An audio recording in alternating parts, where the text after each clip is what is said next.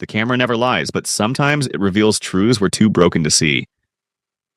Jinha thought he was protecting his son. He had no idea he was about to witness the one thing that could save them all. The warehouse smelled of rust and regret. Jinha stood in the center, hands in his tailored suit pockets, watching the man on his knees. Blood dripped from the trader's split lip onto concrete. Outside, Seoul's neon skyline buzzed indifferent to the violence unfolding in its shadow. Please, the man choked. I have a family. So did the people you sold to the Yakuza. Jinha's voice was ice. He nodded once. The gunshot echoed. Then silence. Jinha didn't flinch. He'd stopped flinching years ago, around the same time he stopped feeling anything except the hollow ache where his heart used to be. He walked past the body, his men bowing as he passed. Power was lonely, but loneliness was safe. His phone buzzed. New caregiver arrives tomorrow. Manager Choi Jinha's jaw tightened. Another stranger in his home, another risk. 7,000 miles away, Bella Washington stood at Incheon Airport, gripping her single battered suitcase like a lifeline. She'd left Atlanta with $847, a stolen passport under a new name, and the kind of fear that lived in your bones.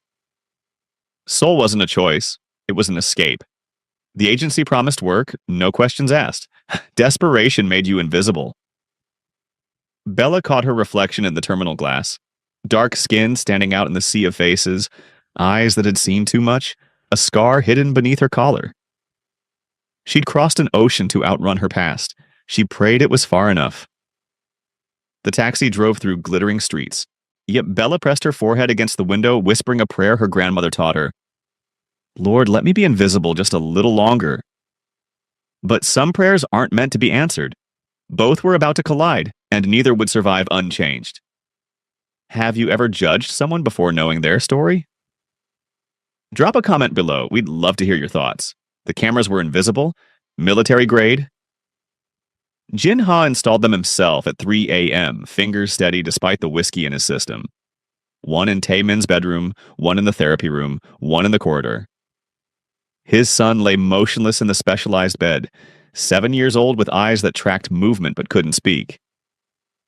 Cerebral palsy had stolen his voice, his mobility, but not his awareness.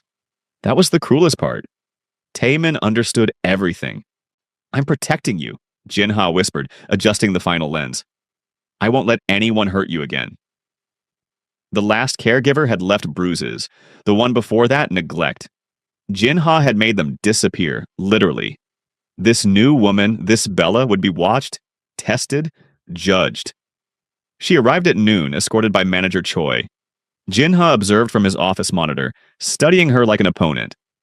Bella was tall, graceful, her dark skin luminous against Seoul's muted palette. She wore simple clothes, no jewelry. Her eyes scanned the penthouse, cautious, calculating. A survivor's eyes. Choi led her to Taemin's room. Jinha leaned closer to the screen, finger hovering over the audio button. Bella approached the bed slowly. She didn't flinch at the machines, the feeding tube, the contorted limbs. Instead, she knelt to eye level. Hey, beautiful boy, she said softly. I'm Bella. I'm going to take care of you, okay? Taemin's eyes found hers, sharp, suspicious. Bella smiled. I see you don't trust easy, smart. Me neither. She reached for his clenched hand. Jinha's breath caught. Your hands are tight, huh? Bet that hurts. She began massaging gently, humming something low and soulful. My mama used to say tight fists hold on to pain. Maybe we can let some of that go together. Jinha watched, frozen. Taemin's fingers relaxed. Something cracked open in Jinha's chest. Something dangerous.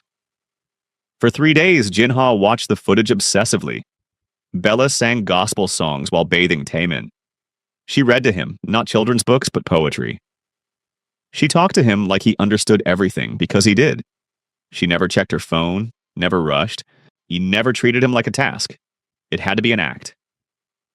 Run a background check, Jinha ordered his lieutenant, Seungmin.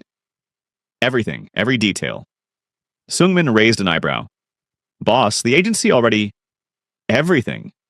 Jinha poured himself whiskey at 2 p.m., eyes burning from screen time. On the monitor, Bella was doing physical therapy, moving Taemin's legs in careful rotations. "You're strong, Taemin," she murmured. "Stronger than your daddy knows, stronger than you know." Jinha slammed the glass down. She knew nothing about strength, nothing about what it cost to keep his son alive in a world that wanted to exploit weakness. Bella felt the weight of invisible eyes. She'd learned to sense surveillance in her marriage. Chris had tracked her phone, her emails, her every breath. This felt different, but no less suffocating. She caught herself checking corners, smoothing her expression into neutrality. "Don't get attached," she warned herself. "This is temporary. Everything is temporary." But Taemin made it hard. When she sang, his breathing steadied. When she massaged his hands, his face softened. When she whispered, "You're not alone," his eyes glistened with something like tears. "He sees me," she realized with sudden terror. "Really sees me." That night, Bella stood at her window overlooking Seoul's lights, touching the scar on her collarbone. She'd come here to disappear, but Taemin was pulling her back into visibility. And somewhere in this fortress, his father was watching. When was the last time someone truly saw you? Not who you pretend to be, but who you really are. Comment below and hit that subscribe button. This story is about to get even more intense. The threat came on a Tuesday. Jinha's phone lit up during a meeting. Unknown number. He answered, and a voice in Japanese said, "Beautiful son you have. Would be a shame if something happened to him." The Yakuza retaliation for the warehouse execution. Jinha's blood turned to ice. Within an hour, his entire security team mobilized. Within 2 hours, he'd moved Taemin and Bella to a safe house in Gangnam, a fortified apartment with one entrance, bulletproof windows, and Jinha standing guard. Bella hadn't been consulted. She'd been taken. "You can't just kidnap us," she shouted as Jinha's men carried Taemin's equipment inside. "I just did." Jinha's tone left no room for argument. "Someone threatened my son. You stay here until the threat is eliminated." "I didn't sign up for gangster drama." "You signed up the moment you entered my home." He stepped closer, voice dropping. "You think this is a choice? My son's life isn't negotiable." Bella's jaw clenched. "Neither is mine." Their eyes locked, his black and bottomless, hers fierce with barely contained fury. Taemin made a small sound from his wheelchair. Both turned. "It's okay, baby," Bella said immediately, her voice softening as she knelt beside him. "We're safe, I promise." Jinha watched her hands stroke Taemin's hair, watched the way his son leaned into her touch, and felt something unfamiliar twist in his gut. Envy. Night fell. The apartment felt smaller with Jinha's presence filling every corner. Bella fed Taemin, gave him his medication, sang him to sleep. Jinha sat in the shadows, gun on the table, watching. "You don't sleep?" Bella asked finally, exhausted. "Not when my son is in danger." "He's always in danger in your world." The words hung like an accusation. Jinha had no answer, because she was right. On the third night of lockdown, Bella broke. Taemin was asleep. Jinha sat by the window, cleaning his gun with mechanical precision. Bella stood in the kitchen, hands shaking as she tried to pour tea. The cup shattered. She stared at the pieces, breathing hard, then sank to the floor. Jinha was beside her instantly. "Are you hurt?" "I'm fine. I'm always fine." But tears streamed down her face. "I'm so tired of being fine." He didn't touch her, didn't speak, just waited. "I killed my husband," she whispered. The confession hung in the air like smoke. "He beat me for 3 years. Broke my ribs, my wrist, my spirit. The police didn't care. His family didn't care, so I endured." Her voice cracked. "But then he came after me with a knife, and I grabbed it, and we struggled, and..." Her hands covered her face. "Self-defense isn't murder," Jinha said quietly. "Tell that to his family. Tell that to the detectives who called me a liar. Tell that to Atlanta PD with a warrant for my arrest." She looked up, eyes red. I ran, changed my name, came here to vanish. But you can't vanish from yourself. Jinha was silent for a long moment. Then, my wife died giving birth to Timon. Bella's breath caught. Complications, hemorrhaging. The doctor said they could save her or the babies. Twins. She chose them. His voice was gravel. Tamon's sister didn't survive past the first night.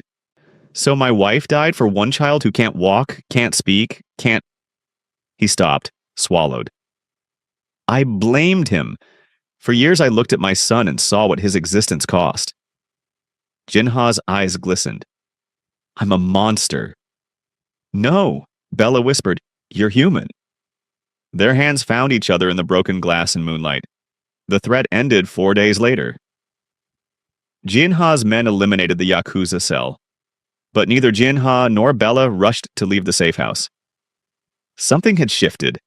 Jinha started helping with Taimin's care. Awkwardly at first, fumbling with feeding tubes, hesitant with touch. Bella guided his hands, patient. Support his head like this, there. See? He's not fragile. He's always seemed fragile to me. That's because you're scared to break him.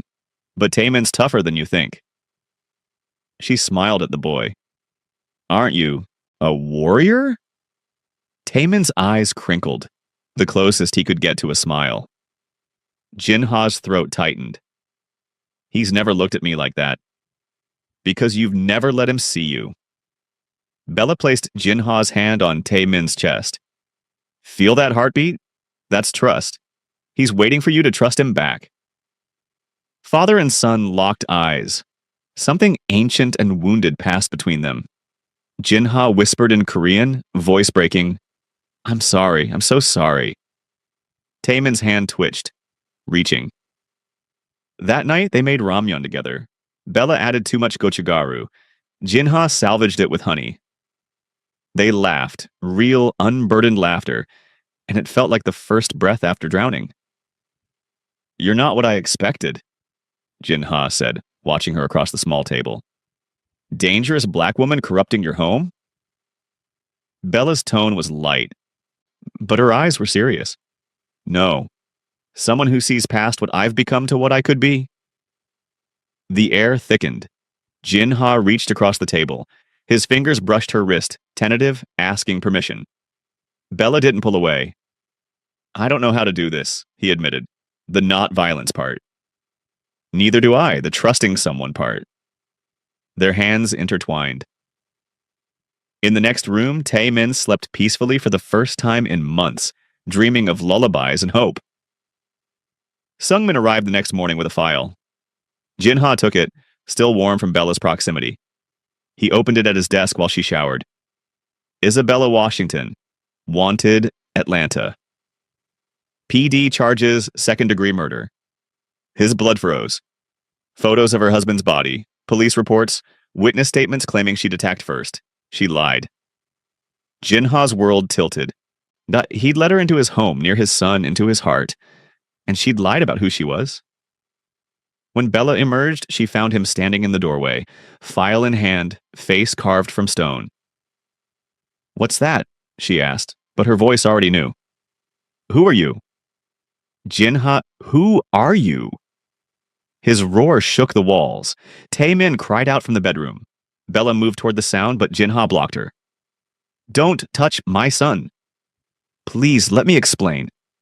Explain what? That you're wanted for murder? That you lied to get into my home? That everything was an act? It wasn't an act. Tears streamed down her face. I told you the truth. You told me a version? The police say different. The police protected a rich white man's reputation over a black woman's bruises? Her voice cracked. You want to believe them? Fine. You're just like everyone else. The words hit like bullets. Get out, Jinha said quietly. What? Get out! He was shaking, unraveling. You're fired. You're done. I'll have you deported by morning. You'd send me back to die? Better you than my son paying for my stupidity. Bella stared at him. This man she'd almost loved, and saw only the monster he'd warned her about. You're right, she whispered. You are what they made you, and I was a fool to think love could change that. She left without looking back. Ta-min screamed. Jin-ha stood alone in the ruins. For 2 days, Jin-ha didn't sleep. He watched old camera footage obsessively. Bella singing, Bella laughing, Bella whispering to Ta-min, your daddy's so scared to love, baby. He's been hurt bad. But underneath all that armor, he's good. I see it. Someday he will too. Jin-ha's hands shook. He'd called immigration. The order was signed.